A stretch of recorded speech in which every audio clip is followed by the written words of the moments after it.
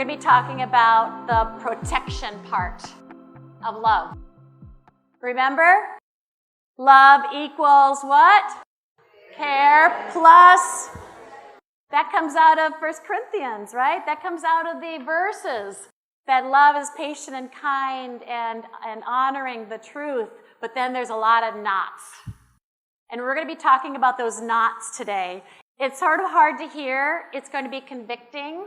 Every time I teach, I'm convicted because I do the same love busters. I have them all within me, and I have to be watching every single one of them. So if you're convicted, just know that Jennifer is sharing that as I'm speaking, all right? So, the lifestyle protection, if you remember what that definition is, it's to avoid doing behaviors where you are a source of unhappiness. You are to avoid it. No tolerance for being a source of your spouse's unhappiness. That is protection. We call that love busters because it busts the love. That's what it does. And you'll agree with me. They are behaviors or habits that destroy love. They are the opposite of protection. What are they?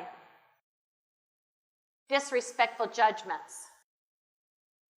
dishonesty, selfish demands, angry outbursts, independent behavior, annoying habits. Y'all agree with me? When those are done to us, they cause unhappiness. Strangely, though, when we do them to others, we don't always feel that way. Sometimes they feel good. That's the scary part. But we have to be aware of them and have a no-tolerance policy, especially with our spouse. Especially with our spouse. Did y'all brush your teeth this morning? Do you know if you did or not? Sometimes I don't know that I did, and I go, did I brush my teeth? It really smells bad. We don't know sometimes if we brushed our teeth. Why? It is such a habit for us. A habit, how we define in our class, is a pattern of behaviors that basically we've practiced, we've repeated over time. We have learned, without even being aware of it, to pick up the toothbrush. Oh no, first probably what? I don't even know what I do. What do? Pick up the toothpaste? Undo it? Because you can't do it without two hands, right? So the first toothpaste up here, undo the toothpaste, then pick up the toothbrush, put the toothpaste on the toothbrush, put the toothpaste down, put water underneath it, brush, spit out, clean off, done. Wow. Do you guys know you all do that? And if you're like in Phil in my household, we have what's called an annoying habit that can be done. I like to squeeze from the middle of the toothpaste. He believes in squeezing from the end. So guess what we do? We have toothpaste. No, it's funny because I'm mindful of it when we're in the States because we have a smaller bathroom and we have one toothpaste tube. But in the Philippines, we have two sinks, and so we can have two toothpaste tubes. But I'm mindful of it. I work on even changing that habit that's irritating to him. We're going to talk about that a little bit more. Just made me think about that's a habit. Behavior repeated and practiced. It feels natural. Part of who we are. Some habits make us irresistible. Deposit loads of love units. Some habits make us repulsive. People don't want to be with you. Love busters are habits that make us repulsive. Do you agree with me? All right. The first one, dishonesty. It's a failure to reveal thoughts, feelings, habits, likes, dislikes, personal history, daily activities, and plans for the future. Pretty much lahat, right? Not only providing false information about any of these areas I just mentioned, but is also leaving out information or giving a false impression. Let me just quickly tell you something here. I was at a women's retreat many, many, many years ago. I was speaking in one of the workshops. But as a lot of retreats go, there's one main speaker.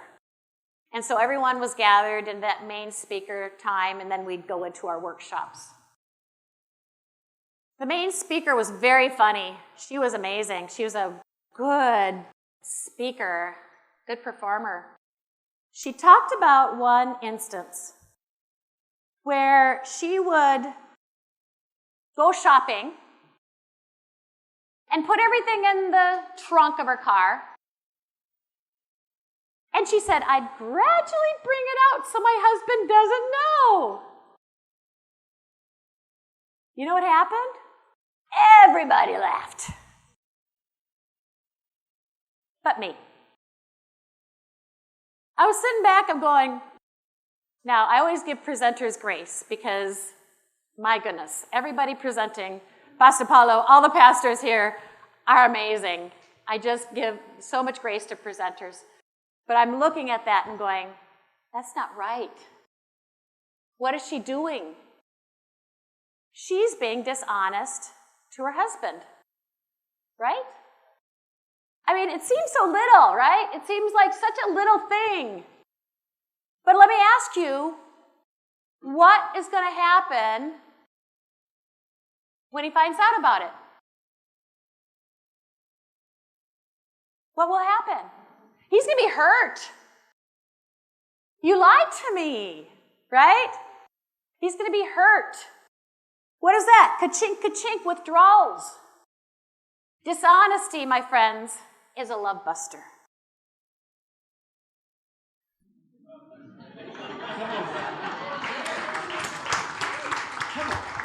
Ang tagal mo naman. Aalis na tayo. Bago pa yung suot mo, di ba nag-agree tayo na magsisave tayo dahil magbabakasyon tayo sa Paris? Baka sa Paris Retiro na lang tayo mapunta niyan. Excuse me, are you talking about this? Ito ba pinagsasabi mo? Oh, di ba bago yan? Matagal na to. Ano ka ba? Eh, ano to? Ito? Matagal na to dito.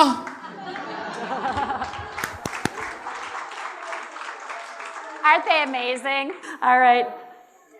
That's dishonesty. What do you do instead of dishonesty? Again, along with the I'd love it ifs, I really try to get people to be thinking about alternative behaviors.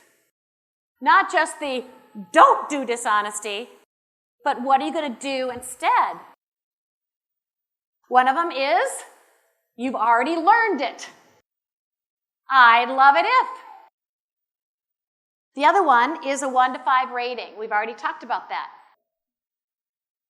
How many of you guys do not like it when your spouse says, okay, and then they're really not happy about something?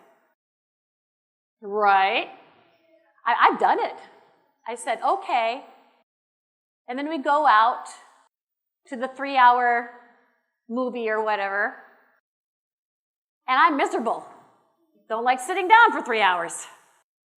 And then after the movie, it's like, well, what's wrong, Jennifer? I'm okay. It's okay, because I'm making sure he's having a good time, right? It's okay. Woo, dishonesty. 1 to 5 fixes it. If he'd come to me and say, hey, sweetie, how would you like to go to whatever movie? Now, I don't just say, okay. I say, well, that's about a 2. Maybe even a 1. Sitting down for 3 hours just isn't fun for me. How about if we would do this? And that goes in the next part. The option idea. Give options. So I've learned to give some options. So it's a number system, and then it's what you would like. I would love it if we were to take our little bow and arrow and go to the park and be practicing our bow and arrow. Something like that. Just something. Give a couple options. You get it? I'd love it if, 1 to 5, options that you'd like. I'd love it ifs. Dishonesty makes us repulsive. And now we're going to redo. Han, let's go. Hey, Han, is your shirt new? Han, I'm so sorry. I forgot to tell you it's new and I just bought it because it's on sale. I'm so sorry. Thank you for your honesty, Han. Honey, I'd love it if next time, before purchasing anything, let me know first. How would you feel about it? Sure, Han. I just would like to thank you because of your understanding. And honey, I'd love it also if you remove the tag before wearing it. Thank you so much. Very good. And so, yes, the I'd love it ifs can come from both sides. If the other person's being dishonest, you can say, I'd love it if you do this next time, right? Because you can't go back in time. All you can do is go in the future and say what I'd like next. But let's just go back to the woman who was the speaker, and I'm going to give you her I'd love it if that she could have used. She could have said, sweetie, I'd love it if I'd have blank amount, let's say 5,000 pesos or something like that, where I can spend as I would like in a month or something, or a week. She can ask for that. And then if he says, all right, sweetie, I'd love to, but our budget really doesn't allow for that, then we say, let's negotiate. And in order to learn negotiation, you got to come to the class because you're going to learn how to negotiate where you both are happy about it. Disrespectful judgments. Oh my goodness. This is my worst. This is the hardest one for me. Oh. Okay, here we go. Attempts to change attitudes, beliefs, and behaviors through lecture, ridicule, threats, or helpful advice when not asked. My number one problem with this one is that I'm a teacher. I'm a counselor. People come to me for advice. And so I have to be very, very, very, very, very careful. Because I can go around like, well, everyone wants my advice. It's free, I can give you advice. No, not everybody wants my advice. If I go to my neighbor and say, I was noticing that you have some marriage issues because I can hear you through the walls yelling, and I'd like to help you, and here's my class. I'm going to tell you what, I don't think. They might be, if they're Filipino, they're going to be so graceful because that's what Filipinos are. But it would be disrespectful. There's maybe another way I can do it if I really care about them, but how to do it would have to be with gentleness, right? I look at it this way. If your spouse comes home with a problem, and you immediately say, well, this is how you can solve the problem, you're being disrespectful. The person didn't ask for your help. Your spouse did not ask for your help. You think you're helping. See, that's the problem. These don't make us feel bad when we're doing them. You think you're helping. The problem is, right before you give your advice, I want you to say these words. Hey, stupid. Because that's what you're making them feel. Hey, stupid, this could work. Did you guys get it? Because think about it. When somebody just tells you how to solve it, don't you feel a little funny inside? I mean, yeah, again, sometimes we're happy about it, but a lot of times you're like, okay, you must not have thought I already knew this. So the whys, the shoulds, the you-knows, this is what you should do. Those are things that I have to be so careful not to do. It's so easy to do because you think you are helping, but actually you're making them feel like they don't know what to do. Ang tagal mo naman, malilate na tayo sa party. Give me 5 more minutes. What? You should wear something formal. Ang pangit-pangit. Napakabaduy mo talaga. Don't you see? It's semi-formal, formal on the bottom, semi on the upper. Wala kang taste. Alam mo, What? wala kang fashion sense. You know what? Fashion sense, I don't care, but I have sense. Lamesa ka ba? Bakit? Table ka ba in English? Table ka ba? Are you a table? What do you mean? What do you mean I'm a table? It look like a tablecloth. Mantil. What? Kaya pala may kutsara. Guard! Guard! May kutsara! Sweetheart, yung towel paki-lagay na rin sa bag. Andun na. Nandun na. I love it. So disrespectful judgment. It looks like a tablecloth, right? And there's a spoon, right? So creative. I love those. Okay. What do we do instead?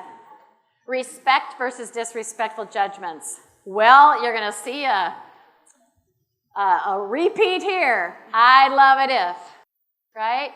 She doesn't like the outfit. I'd love it if something else. I'd love it if you could wear something else. I'd love it if I could go to your closet and pick something else out. All right? I'd love it if works fabulously for so many areas. Ask the person if they want advice. So your spouse comes home, has a problem at work. What habit can you get into? Instead of the habit of, you should do this, you say, sweetie, would you like some ideas for that, or would you like me to listen to you? Did you hear what I just said? Sweetie, would you like some ideas for that, or would you like me to just listen to you? You're giving respect to that person. Easy.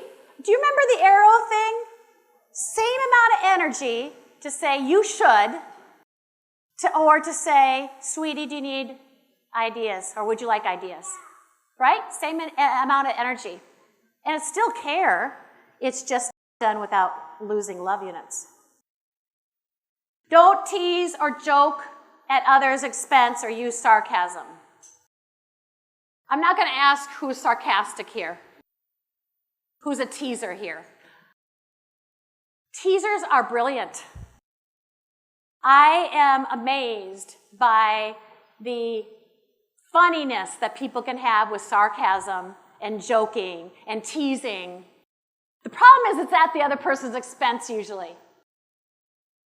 And I don't care, I do care about other people. But right now, I am mostly caring about how I react with my spouse.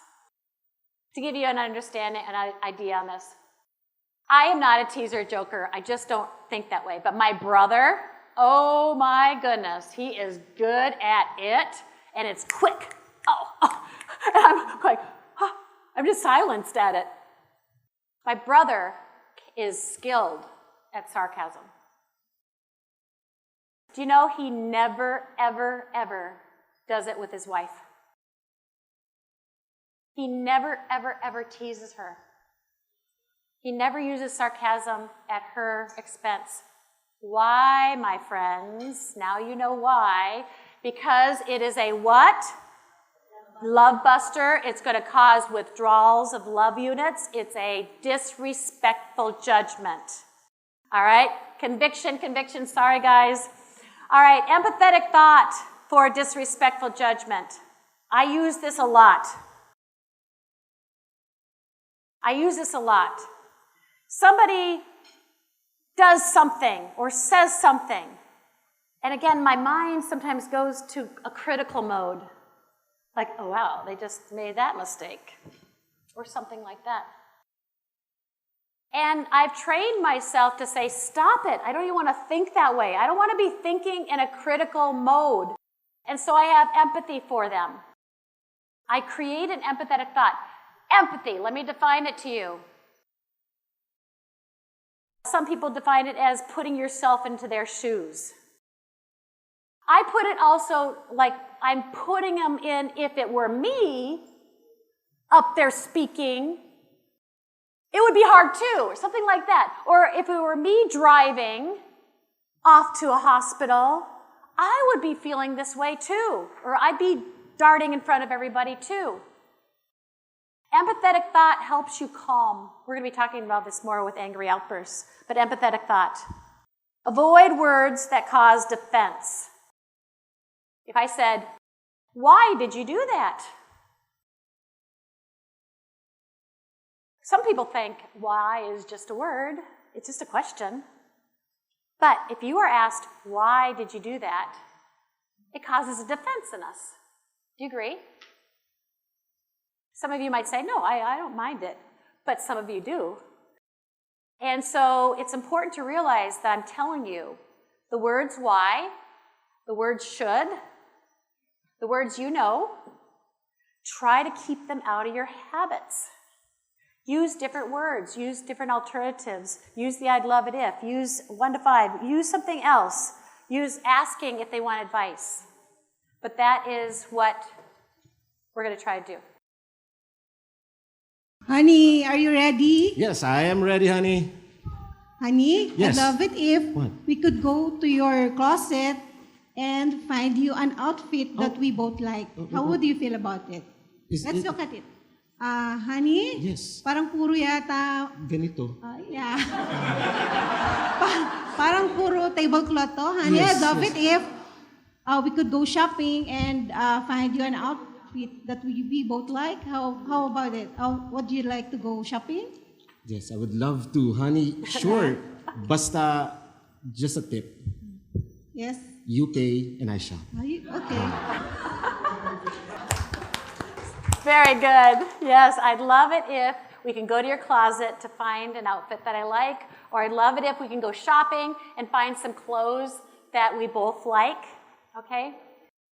Better, at least, for the love bank. Angry outbursts. Deliberate attempts to hurt because you didn't get what you want, usually in the form of physical and or verbal attacks. There is no one in this room who has never had an angry outburst. We all have had angry outbursts, and that makes us repulsive. Han! Yes, hon? Why is the coffee too cold? Honey, ang dami ko nang ginagawa. I'm not perfect. Ano ko katulong? Pati ba naman kape? Nakakapagod maglinis ng bahay, nakakapagod maglaba. Mas mataas pa sa Mount Everest ang labahin ko. Nakakapagod manood ng Netflix, lalo na pag series. Nakakapagod ka mahalin, Popoy.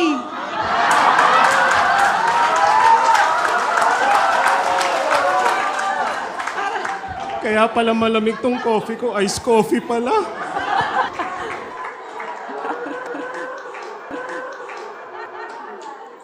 Angry outburst. Wow. I can't wait for the redo. Okay, what are we going to do instead? We need to protect. We need to learn habits to control that part of us.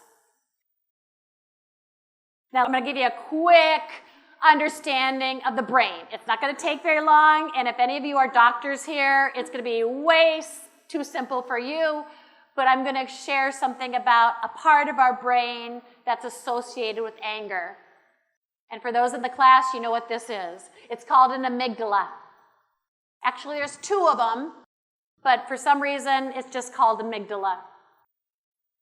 That amygdala is responsible for our survival response.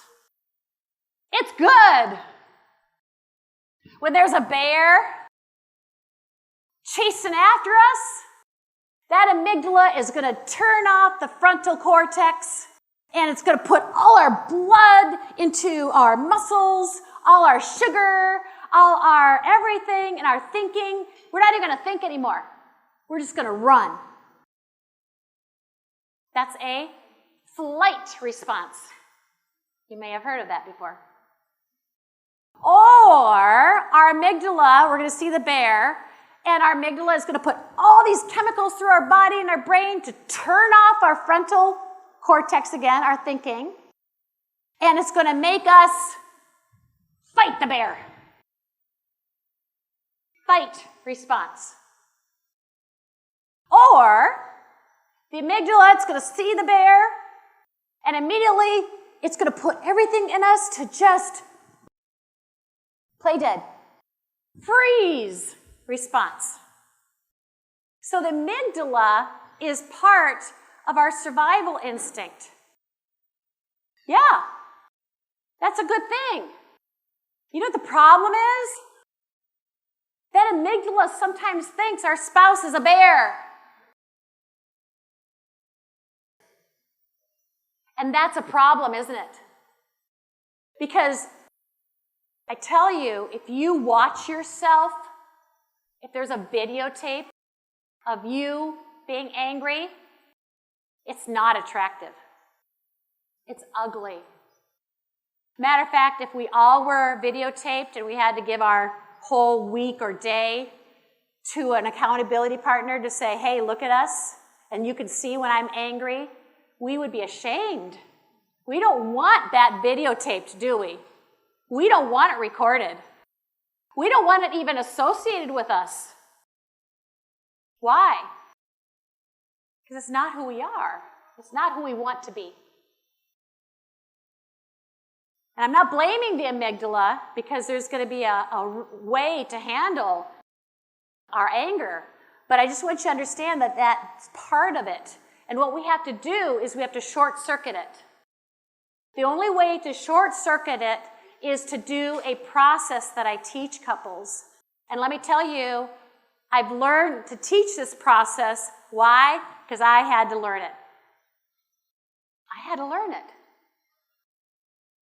I don't know about you, you're probably all very gentle, gracious drivers. Until you go home tonight or this afternoon. But right now you're sitting here going, yes, I'm a gracious driver. Okay, I'll let you think what you want. Well, when I had younger children in the back, if somebody pulled right in front of me, I would go right to the bumper almost. I got angry. This person didn't give me what I wanted. This person didn't give me that car length in front of me. I immediately got angry. What did I do? What would have happened if that guy would have put on his brakes? What would have happened? Accident. My kids are in the back. They're very young. We would have gotten in an accident. It was that day that I realized this is not a good thing. I need to fix it. So I came up with a word that helped me. Put a Post-it note in my car, honestly. When I see something that I don't like me doing, it makes me feel ashamed. I don't just sit in the shame, I try to fix it. I try to come up with something different. And so I did a Post-it note with a word. Grace. It means undeserved favor. And so for quite some time, I had that in the car. So I've learned to look at that yellow sticker, but I also learned an empathetic thought. Empathetic thoughts, I'm telling you guys, it's huge. And you don't have to come up with something that is perfectly true. My empathetic thought that comes right out from the back of my pocket immediately when I'm driving now is that person might be going to the hospital to visit a family member who's in emergency. Is it true? I don't know. Do I care? No. And I say, I've been in that situation. I've sometimes had to go to the hospital where I have not thought of others. Honestly. I just zip throughout with people, and I'm wanting them to have grace. because I'm going to the hospital. You should have grace for me, right? And so I've learned to practice that thought. The other thought is they might be late for work. I've been late for work, and I've sometimes been thoughtless in my driving. What does an empathetic thought do for me? Immediately, all those amygdala chemicals, all of a sudden, I short circuit that response. Immediately, I start to calm down. It's fascinating. Going from a point where you really are feeling a bear is coming after you to the point where you're starting to get that frontal lobe, your cortex back. You're starting to get your brain back, your logic. Then I back up. Are you guys getting a little of this? So, when you're going home from Tagaytay today, and you see somebody go in front of you, I want you to have empathy because it really does help you. Now, there's also the skill, what if you're not in the car? What if it's not about cars? There's other skills, and this is what I usually have people do.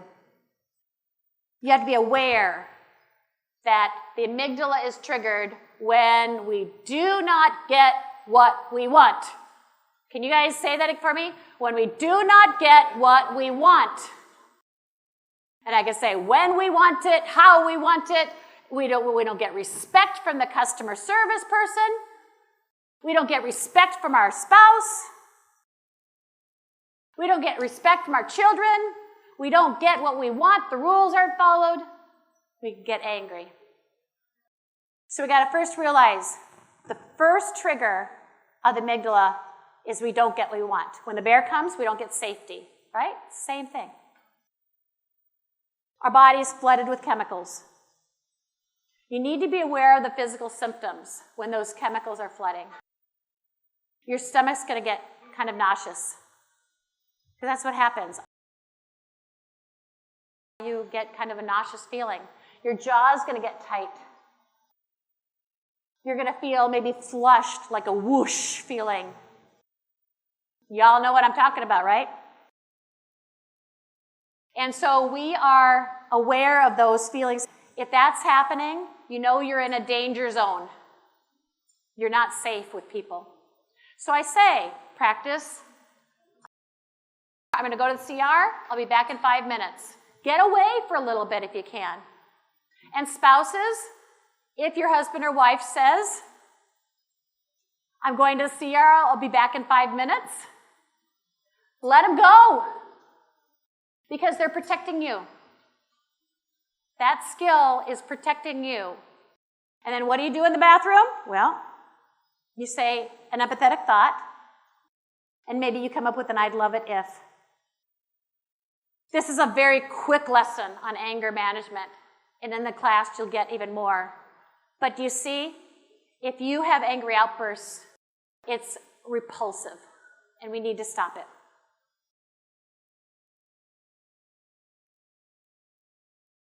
Han, Yes, why ma'am? is my coffee cold? Han, excuse me. I need to go to the bathroom. I'll be back in 5 years. 5 minutes pala. okay. 5 minutes. Ay, nakakainis talaga tong si Basha. Si Popoy. Sorry, empathetic thought. Empathetic thought. Breathe in. Breathe in. More. No. Inhale. Inhale. Okay, exhale. Naubusan ako ng hininga. Okay. Empathetic thought. Probably, napagalitan siya ng boss niya. Hindi ko alam baka siguro na-traffic siya. Baka siguro hindi pa tapos yung preaching niya. Meron pa siyang preaching mamaya. Hindi pa siya tapos. Ano kaya? Ba't kaya siya galit? Empathetic thought. Exhale. Exhale. Exhale. Exhale. Honey, Yes, honey, ma'am. I'm back. Honey, I'd Yes. love it if you will speak to me in a gentle way. How would you feel about it? Oh, sorry Han. Medyo na taas ba yung boses ko? Yes, Han. I'm so sorry dahil kasi minsan high pitch lang ako. Akala ko sinisermonan ko yung mga yung mga yung natutulog sa Kala mo, church. Oo. So I'm so sorry Han, but thank you for letting me know. Next time I will speak slowly. Thank you, Han. Speak slowly.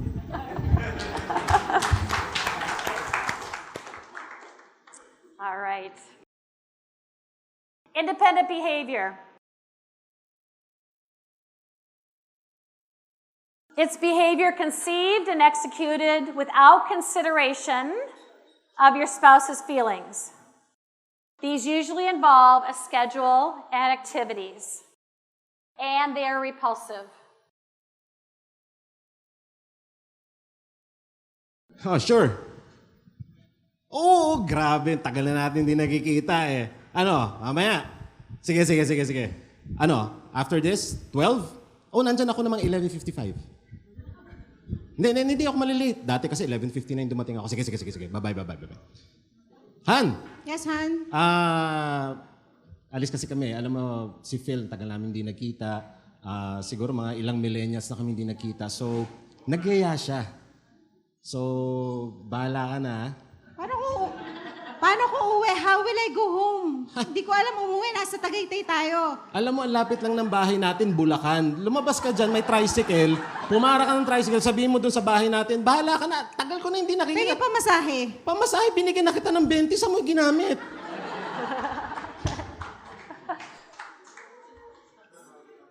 So Pastor Dennis was going to make plans, right? And he said, you go home by yourself. And she says, what? So, yep. That's independent behavior. Okay, what do we do instead? It's called interdependent. Did you know the opposite of independent is not dependent? The opposite of independent is interdependent. We want every one of you guys to be interdependent with each other. We want you to be as one, interdependent. So, one skill is, I'm thinking about doing blank. How would you feel about that? You text the plan before finalizing it. Let me get back to you in 5 minutes, or let me check my schedule. You can ask yourself, you know your spouse may be long enough to say, would my spouse be happy with me buying this 5,000 pesos worth of stuff? And him not knowing about it, or her not knowing about it? So you ask, would I be okay if my spouse knew about this? Ooh, that's a convicting question. Independent behavior, it makes us repulsive. Oh, sure, that's a great idea. Yeah. After? Sure. But, wait. Siguro ganito, no? Let me just check. Is it okay? I'll call you back in probably 2 to 5 years. Would that be okay? Okay. I'll get back to you. Yes, Han. Naglalaba ako eh. Naglalaba ka? Han, Phil just called me. Yes. And actually, he's asking me if we can go out dahil tagal na namin din nakita and we need something to, give a little bit stretching in our bones. Magbubulalo lang kami. So, is it okay, Han, that after this, I'll bring you home, and is it okay that if I go back to Phil and have bulalo with him?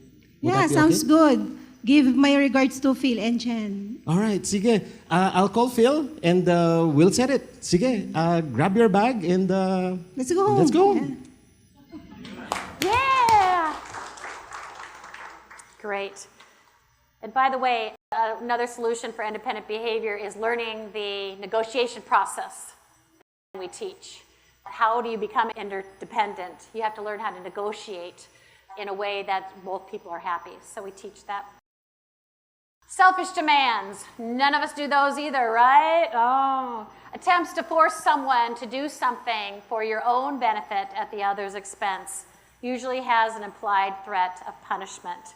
We need to take these out of our life, and we need to know that they are repulsive.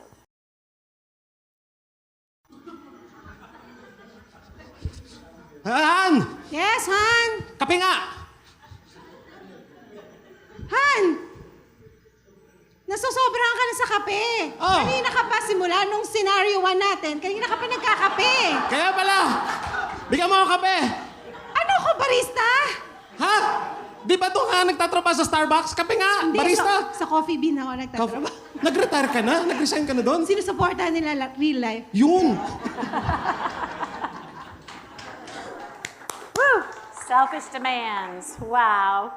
All right, how do we fix that? Thoughtful requests. How would you feel if? How would you feel if you would do this? I'd love it if, again, I'd love it if, I call it kind of a bulldozer approach. If you just learn that one skill, sometimes it helps with so many other problems. Kind of bulldozes a lot of love busters away. And that's the same with the 1 to 5. I want things to be very simple. To learn these few things and yet eliminate most of the love busters. That's the goal. This is my reasoning for the request. Try to respectfully persuade. I'm not enthusiastic about this. Can we negotiate other options? This is huge. I'm not enthusiastic, or that's a 2. Can we come up with other options? That's a solution. Empathetic thought. Selfish demands make us repulsive, but the redo is going to be better.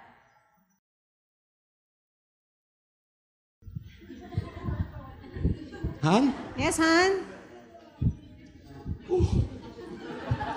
Are you okay, Han? I'm okay, but Han, can you make me a perfect cup of coffee? Sure, Han. I'd love it if you would put 2 teaspoons of water and 1 cup of coffee. Sure. Sure, Han. Before I make you coffee, siguro dalhin muna kita sa ER. Tara. Let's go.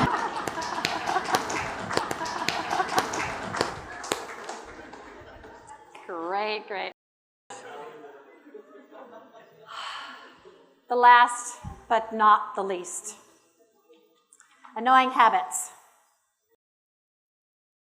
They are behaviors repeated without much thought of how it bothers your spouse. Include personal mannerisms, such as the way you eat, the way you clean up after yourself, or don't, the way you talk. Annoying habits are repulsive.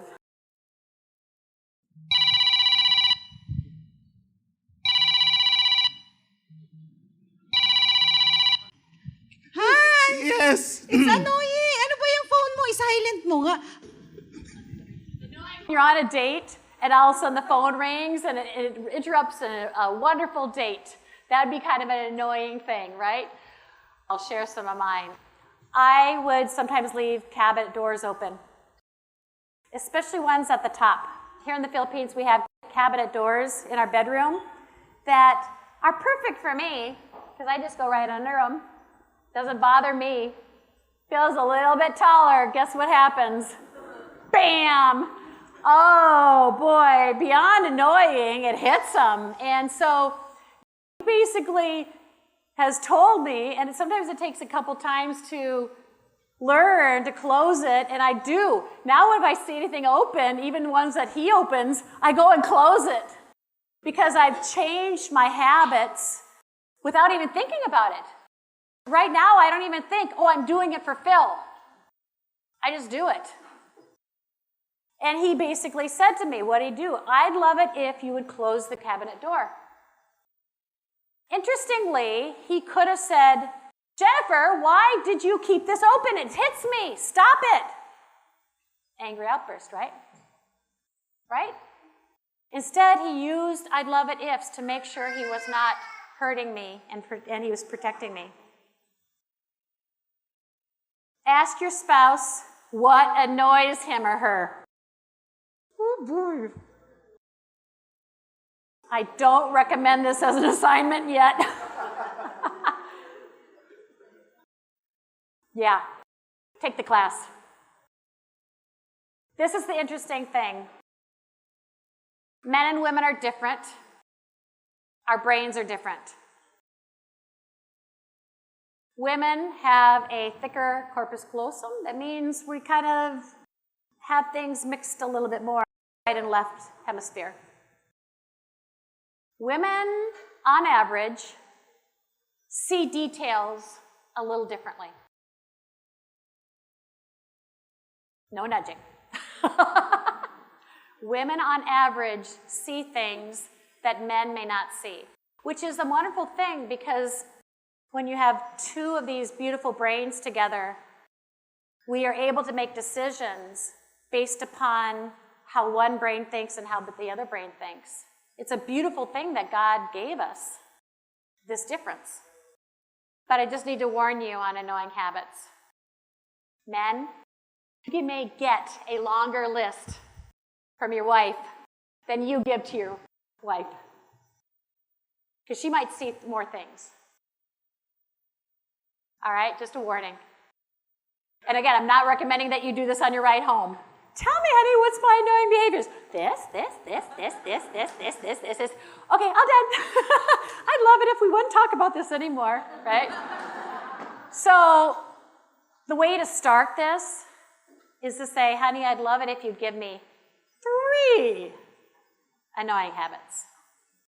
And furthermore, I'd love it if you'd put it in an I'd love it if with a positive behavior. Cool, right? Did you see what I just did? So instead, I hate it when you keep the cabinet door open.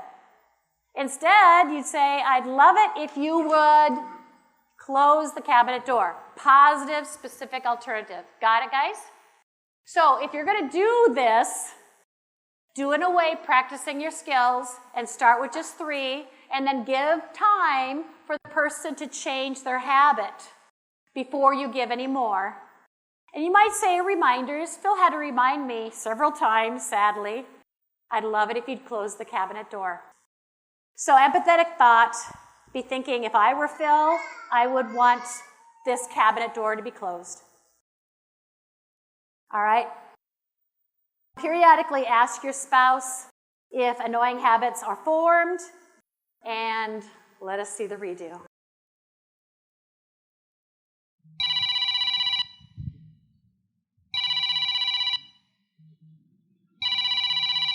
Phone nyo! Maingay! Han, that's your phone. Oh, sorry. Ooh. Honey, Yes. I'd love it if i-mute mo yung phone mo or isa-silent mo, lalo lang na pag may mga gathering na ganito. Oh, thank you, honey, for reminding me. I'm so sorry. I forgot it was my phone. I thought it was Ken's phone. Thank you for reminding me. Plus, hon, please do Welcome, remind me Sure, if Han. we have this kind of activity. Tell me to mute my phone, or probably I'll put it on Sure, silent. Han. No problem. Thank you for understanding. Bait natin, no? Ah, so sweet. I love it. Okay, what we're going to do right now, this is not a group table let's chat. This is something where I would love it if you individually have a time of introspection, meaning there's no talking at the table. I would like it to be so quiet that a pin can drop. And I want you to be writing down on your form there, what love busters do I think I have? What love busters do I think I have that I need to work on? And I want you to at least write down 1 or 2 of the skills that I gave you as something that you're going to commit to working on. Okay, so this is going to be a time of quick quiet. I'm just going to give you a minute of quiet, of introspection. I'd love it if we'd have a quiet room. I'd love it if you'd write down the love busters that you think you personally do. I'd love it if you'd write down 2 skills that you're going to take home with you and practice that habit.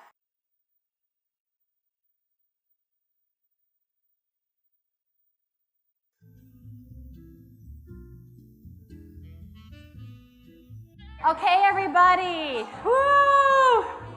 I'm going to bring you back here. I'm so glad you guys are doing this. We still have a lot of stuff to do, so I'd love to spend more time, but I hope you guys have some ways you're going to remember.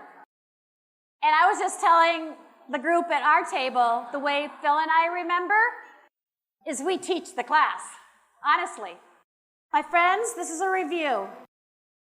Just a review. Romantic love. Why is romantic love important? It's because it's the symptom. It's the result. It's the outcome of creating a particular lifestyle where you are caring for your spouse in a specific way by meeting the intimate emotional needs. Got that? That's the care part when it comes to marriage. The protection part is protecting from love busters. Is this all coming together for you? It's a lifestyle. And when you do it, you may not get the feeling immediately, because if you're down at 100 love units, remember it's going to take some time for you to build it up if you've lost it. If you're at a negative 1,000, it's going to take a little longer. But this process works. It will get the love bank filled again over time. You just have to keep going on it. It's a litmus test of being thoughtful. Irresistible habits sustain spouse's feelings of love for you. Oh, by the way, let me go back to litmus test. Do you know what a litmus test is? Like in a pool, you have this little strip that you put in and it tells you how much chlorine you have and whether or not you have to put more chlorine in. It's called a litmus test. And so I say romantic love is sort of the litmus test of a caring, protecting, loving lifestyle in marriage. All right? It's how I know if a couple is caring in a very specific, particular way, and if they are protecting in a specific way. Irresistible habits sustain your spouse's feelings of love for you. Repulsive ones destroy the love for you. You can develop habits of thoughtfulness. You can change your habits. I always say, if I were to give you 100,000 pesos to start doing a different habit, if I chose it, would you do it? Yes, you would. Yes, you would. If someone gave me 100,000 pesos for changing my toothbrush habit, yes, I would do it. Interestingly, sometimes we put it monetarily. We go, yeah, no brainer. I want you to put that on with your spouse, that same thought with your spouse. Isn't your spouse more valuable? Isn't your relationship more valuable? Isn't the impact of this love relationship more valuable? Do it. You can. It's uncomfortable at first because your brain is lazy. My brain is lazy. I don't want to change. I like things the way they are. I don't want to work. That's what our brain is telling us. But remember, that part of our brain is not very smart. It's not going to get us what we want. We've had to work for things in life, right, guys? In order to get your job, you had to do something that didn't go with a feeling or your brain saying that's work. You had to work for it. It's the same thing here. God wants your spouse to be in love with you. Why? Because it's the effect of doing love. We are commanded to love our neighbor as ourselves. Guess what? Our spouse is our closest neighbor. Start there. Willingness and effort to care for your most important human relationship as you want to be cared for, and protect as you want to be protected.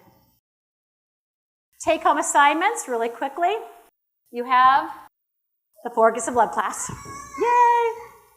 Continue to remember the phrase, what can I do today to make deposits and avoid withdrawals? Start using I'd love it ifs and whens. Start reviewing your own love busters and practice alternatives. And I recommend that you look on the resources. There's a QR code for resources. Read some of the ebooks that we have if you want more information. They're awesome. They're classics.